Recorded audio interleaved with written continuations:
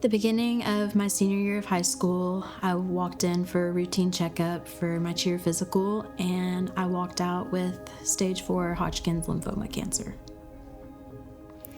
My name is Lucy Manning. I went to Merrill Hyde Magnet School, and I'm a rising freshman in college. I was at a pretty competitive school, and I think my biggest thing was striving to be fulfilled there. Academically, I really wanted to be the best that I could be and live out who I was called to be in that school and in that environment. As a student and as an athlete, being captain of the cheer team and being involved on the soccer team, I had the opportunity to lead girls. So when I was diagnosed, I was just so thankful that we knew what was wrong, because I had been so sick. I had been really depressed, honestly, just because I couldn't do anything. And when I found out that they had an answer for the problem is when I realized that God was in it the entire time, and it was part of his bigger plan. I really had to learn to surrender everything I had. When it feels like you have everything and it's gone in the blink of an eye, you learn that you have nothing without Jesus.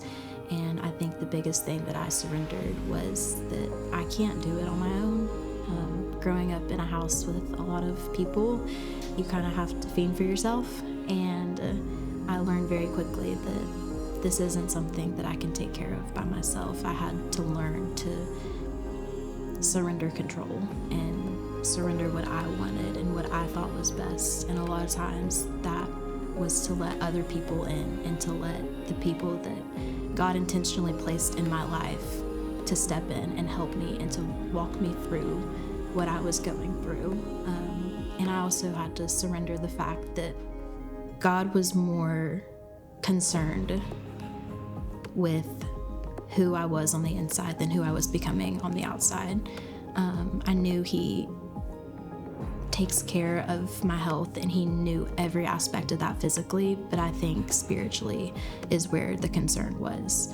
And I had to learn to surrender that if it took my health for me to draw near to the Lord, then that's what it took. I had to remember that he is the same God the day before my diagnosis, he's the same God the day of, and the day that I'm declared cancer free.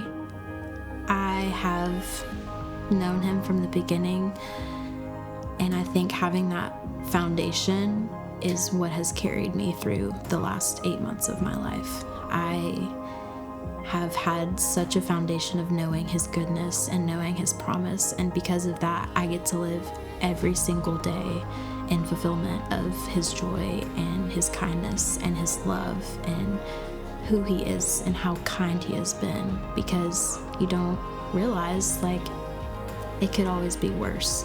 And I just know that at the end of the day, cancer bows to the feet of Jesus, and that is worth everything to me. You are loved, and you are blessed more than you will ever know. And the time isn't tomorrow. The time isn't next year. The time isn't when you go to college. The time isn't when you get accepted. The time isn't when you get an offer. It's now. And every step, every breath that you take is from Jesus. It is not because of who you are, it's because of who he is. And there is so much value in who you are and who you become if you know Jesus.